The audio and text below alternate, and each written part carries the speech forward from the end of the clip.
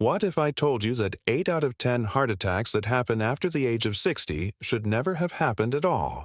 That may sound shocking, but after more than 30 years as a physician specializing in the health of our seniors, I can tell you it's the truth. Most heart attacks are not a sudden bolt from the blue. They are the final, tragic act in a long play, a story that your body has been writing for years. The good news is, you hold the pen. You have the power to rewrite the ending. I'm Dr. Robert Clark, and my mission has always been to translate complex medical science into simple, life-saving daily actions. Too often, I've seen patients in my office filled with fear and regret after a cardiac event. They believe it was just bad luck or bad genes. Let me tell you about a patient of mine. Let's call him Frank. Frank was a 68-year-old retired accountant, a wonderful man who loved his grandkids and his garden. For weeks, he'd been feeling an odd pressure in his chest after working outside. He dismissed it as heartburn from the spicy chili he loved. One afternoon, that heartburn radiated up into his jaw and down his left arm. His wife, thank goodness, called 911 immediately. Frank survived his heart attack, but the road to recovery was long and difficult. His story is a powerful reminder that our bodies send us signals, and it's our job to learn the language. Today, we're going to do just that. We'll go through 10 daily habits, all backed by solid, recent research that can shield your heart and add vibrant, healthy years to your life. You are not powerless in this fight. Let's begin. The first habit is what I call strategic walking. Now, I know what some of you might be thinking. Dr. Clark, my knees aren't what they used to be, or I don't have the energy for a high-intensity workout. And that's precisely why we start with walking. This isn't about running a marathon, it's about intelligent, consistent movement. A groundbreaking study from 2024 revealed something remarkable. For older adults, walking just 600 steps per day was shown to cut the risk of developing heart failure by a staggering 26%. Think about that. That's not a grueling gym session for most people. That's a 20 to 30-minute stroll around the neighborhood. Walking is the most underrated form of exercise because it's sustainable. It's gentle on your joints. It requires no special equipment, and its benefits are profound. It improves the efficiency of your heart as a pump, and it helps your blood vessels become more flexible, which directly lowers blood pressure. I had a patient, Eleanor, 72, who was terrified of exercise after a small health scare. We started her with just 10 minutes of walking in her own backyard. She felt safe. 6 months later, she was leading a walking group in her community. Her blood pressure had dropped 10 points, and her confidence was through the roof. The timing of your walk can also boost its benefits. A walk first thing in the morning can help lower your blood pressure for the entire day. A short 15-minute walk after dinner helps your body manage blood sugar, another key factor in heart health. So, here's my question to you. Could you find 20 minutes in your day to take a walk for your heart? Start there. It's a promise to your future self. Our second habit is something many people overlook, but it is fundamentally important. Heart-smart hydration. Think of your blood as the engine oil for your body.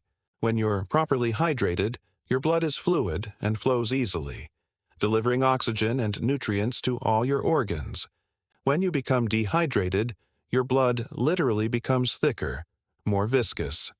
This forces your heart, your body's engine, to pump much harder to circulate that sludgy fluid through your blood vessels. Over days, weeks, and years, this constant strain can contribute to high blood pressure and an overworked, weakened heart muscle. You are not alone if you find it hard to drink enough water. It is a common issue I see in my practice. A simple, non-negotiable rule I give my patients is to start the day with 1 full glass of water upon waking. Before your coffee, before your tea, water first. This immediately begins to rehydrate your system after a long night's sleep and gets your circulation moving.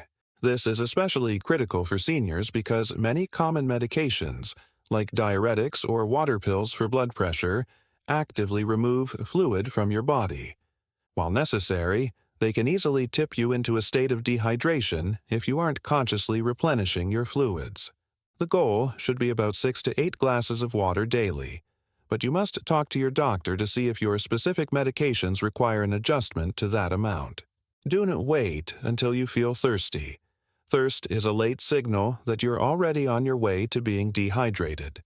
Watch for other warning signs like a dry mouth, unexplained confusion or irritability, or producing very little dark-colored urine.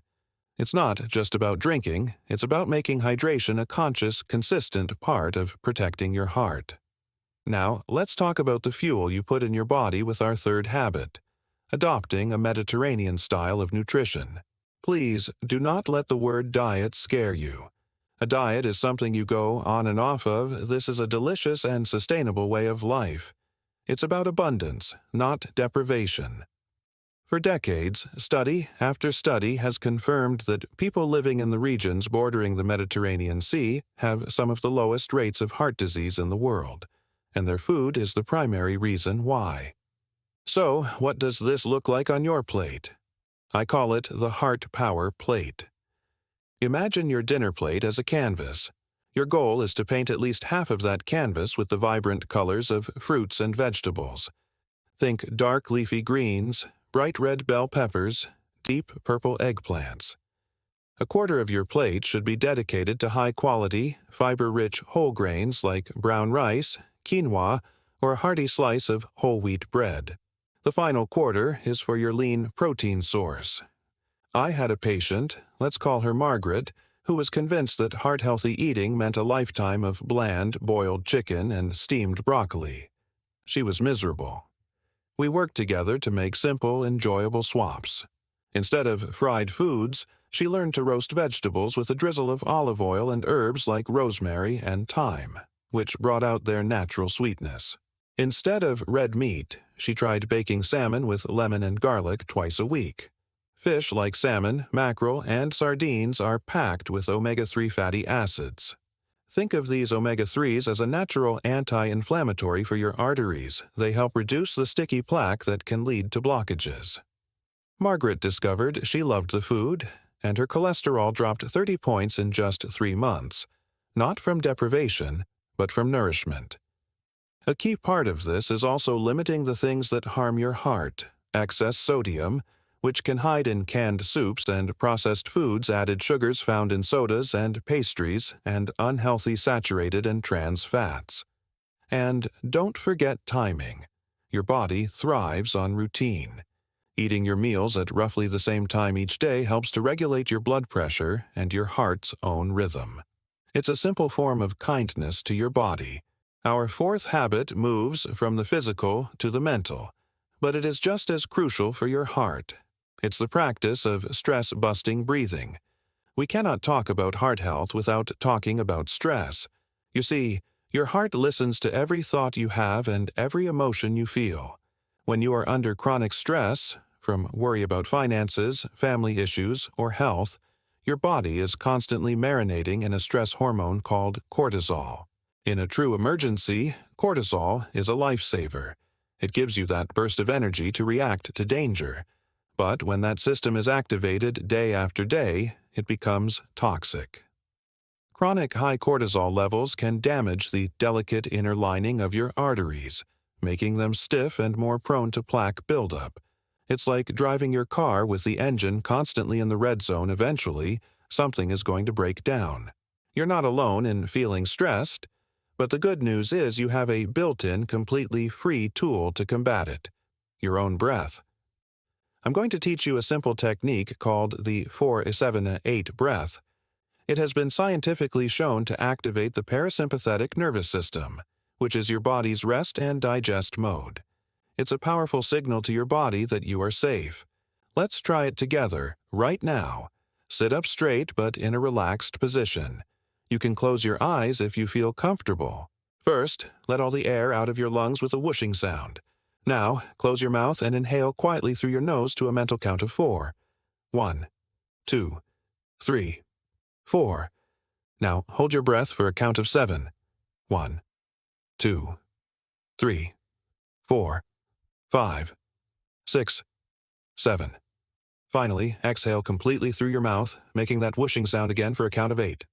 1, 2, 3, 4, 5, 6, 7, 8. That's one full cycle. Let's do it one more time. Inhale through your nose for 4, hold for 7, and exhale through your mouth for 8. Do you feel that? A subtle shift towards calm. I advise my patients to do this for just 4 cycles, twice a day, perhaps in the morning before you start your day, and at night before you go to sleep. Use it whenever you feel that wave of stress rising. It is a conscious act of taking back control and protecting your heart from the silent damage of stress. Let's move on to our 5th habit, which is all about something we spend a third of our lives doing: getting quality sleep. I cannot overstate this. Sleep is not passive downtime. It is your heart's dedicated maintenance and recovery shift. During the day, your heart works tirelessly, beating around 100,000 times to pump blood throughout your body. At night, during the deep stages of sleep, it finally gets a break.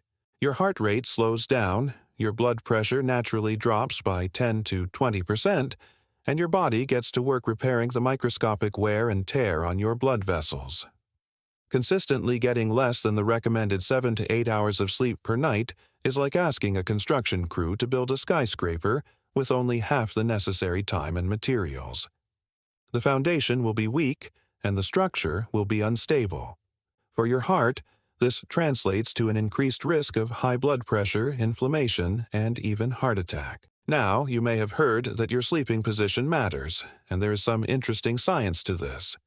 Some studies suggest that for many people, sleeping on the left side can be beneficial. Because of the way our heart and major blood vessels are positioned, lying on your left side allows gravity to assist with blood flow, making it slightly easier for your heart to pump. However, I want to be very clear. The quality and duration of your sleep are far more important than the position you sleep in.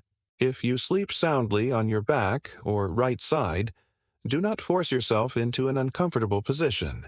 The key is what we call good sleep hygiene. This means creating a sanctuary for rest. Your bedroom should be cool, dark, and quiet. Consider blackout curtains and setting your thermostat a little lower at night. And perhaps the most important rule in our modern age: turn off all screens, your television, your tablet, your phone, at least an hour before bedtime. The blue light from these devices tricks your brain into thinking it's still daytime, which suppresses the release of melatonin, your body's natural sleep-inducing hormone. Finally, be aware of the red flags. If your partner mentions that you snore very loudly, or worse, that you have periods where you seem to stop breathing and then gasp for air, please discuss this with your doctor immediately. This can be a sign of sleep apnea, a very serious condition that puts enormous strain on the heart and is a major treatable risk factor for cardiovascular disease. Our 6th daily habit is about one of the most powerful tools we have in modern medicine: medication adherence. I understand completely that when you're managing several different prescriptions, it can feel like a complex, part-time job. It's so easy to forget a dose, especially when you're feeling well. But I need to impress upon you how critical consistency is. Let me give you an analogy I use with my patients. Think of your blood pressure medication as a dam that is holding back a very powerful river. Taking your pill at the same time every single day keeps that dam strong, solid, and reliable. But when you miss a dose or take your pills at erratic times, you're essentially creating small cracks in that dam. You allow for unpredictable surges in pressure that can weaken and damage the structure over the long term. Your arteries and your heart muscle are that structure. I had a patient, George, a wonderful 75-year-old man whose blood pressure readings were all over the map, despite being on excellent medication. When I sat down and talked with him, he admitted, "Doc, I take it when I remember it." We made one simple change. We went to the pharmacy together and bought a 7-day pill organizer. He filled it up every Sunday night. It was a $5 solution to a life-threatening problem.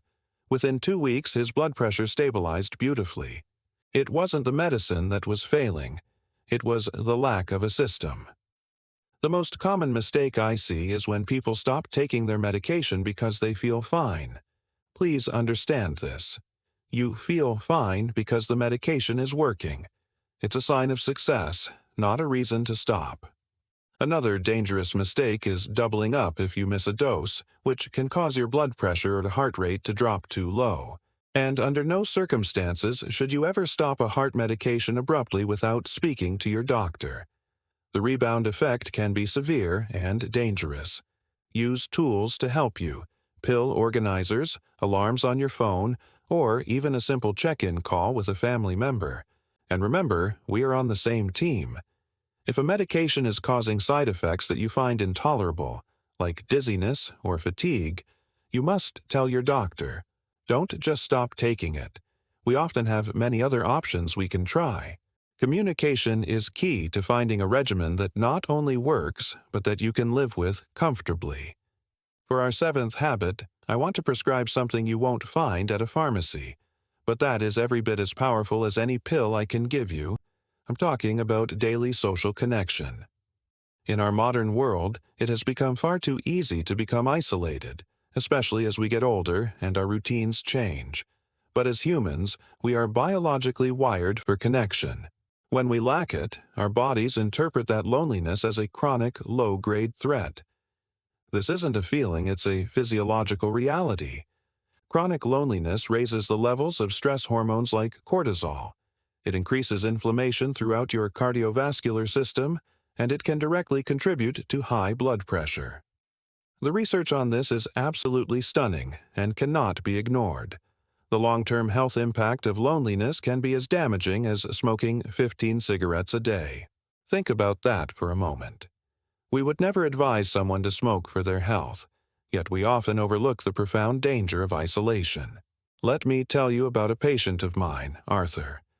He was a wonderful man who had lost his wife of 50 years. In his grief, he retreated from the world. He stopped going to his weekly coffee with friends and quit his woodworking hobby.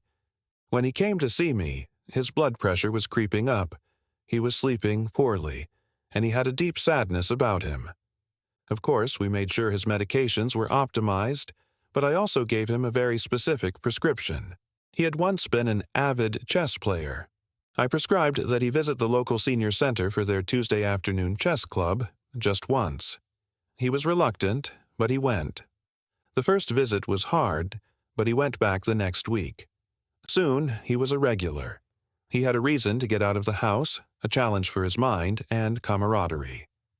Over the next 6 months, not only did his mood lift entirely, but his blood pressure became so stable that we were actually able to reduce one of his medications. The connection was the medicine. This doesn't mean you need to be a social butterfly. A daily dose of connection can be a 5-minute phone call to a family member. It can be volunteering, joining a book club, or even just having a pleasant chat with your neighbor over the fence. The goal is to break the pattern of isolation and send a powerful signal to your heart and your brain that you are safe, you are valued, and you are part of a community. Our 8th habit is a direct counterattack against a silent threat that many of us engage in for hours every day: prolonged sitting. Many of my patients are surprised when I bring this up. They'll say, "But Dr. Clark, I'm resting. I'm not putting any strain on my heart." The truth is, our bodies were not designed to be stationary for long periods. In fact, many public health experts have begun calling prolonged sitting the new smoking because of its detrimental effects on our health, especially our circulation. When you sit for more than 30 or 40 minutes at a time, several negative things begin to happen. Your metabolism slows to a crawl. More importantly, the largest muscles in your body, your glutes and your leg muscles, become completely inactive. These muscles are your second heart. When they contract, they squeeze the veins in your legs, helping to pump deoxygenated blood back up to your heart and lungs. When they're dormant, the blood flow becomes sluggish, and fluid can begin to pool in your lower legs. This makes your heart work significantly harder to keep circulation moving and can increase your risk for developing dangerous blood clots. Think of your circulatory system like a river. A healthy, flowing river is clear and full of life. A stagnant pond develops sludge. Sitting for too long turns your vital circulatory river into a stagnant pond. The solution is simple and incredibly effective. Regular movement breaks. This isn't about running or lifting weights. It's about simply breaking the state of being sedentary. The key is to make it a non-negotiable routine. Set a timer on your watch, your phone, or an old kitchen timer for 30 minutes. When it dings, that is your signal to move for just 2 or 3 minutes. Stand up during the commercial breaks on television and march in place. While you're on the phone, stand up and walk around the room. You can even do simple exercises right in your chair. Try this with me. Sit tall and simply extend one leg straight out in front of you. Hold it for 3 seconds. Now lower it and do the other leg. Repeat that 5 times. Now, lift your feet slightly and do 10 ankle circles in each direction. These small, simple movements reawaken those crucial leg muscles and get your blood moving again. It's a tiny investment of time that pays massive dividends for your heart health. We are nearing the end of our list, and habit number 9 is all about how you break your fast each morning. How you start your day sets the metabolic and energetic tone for the next 12 hours, which is why powering up with a heart-healthy breakfast is so essential. Think about it. A breakfast that's high in sugar and simple carbohydrates like a donut, a sugary cereal, or even just white toast with jam sends your blood sugar on a wild roller coaster. You get a quick spike of energy, followed by a surge of insulin, and then the inevitable crash a couple of hours later that leaves you feeling tired and foggy. This constant up and down is a major source of inflammatory stress on your entire system, including the delicate lining of your arteries. A heart-healthy breakfast, on the other hand, is designed to provide a slow, steady release of fuel. Its goal is to keep your blood sugar stable, which protects your heart and gives you sustained energy throughout the morning. The perfect formula is simple. I tell my patients to aim for 3 things on their breakfast plate: protein, fiber, and a healthy fat. Protein, from sources like eggs or plain Greek yogurt, helps you feel full and satisfied. Fiber, from oatmeal, berries, or whole grain bread, slows down the absorption of sugar and helps to manage your cholesterol levels. And a healthy fat, like a few slices of avocado or a sprinkle of walnuts or flax seeds, provides long-lasting energy and has powerful anti-inflammatory benefits. So, what does this look like in practice?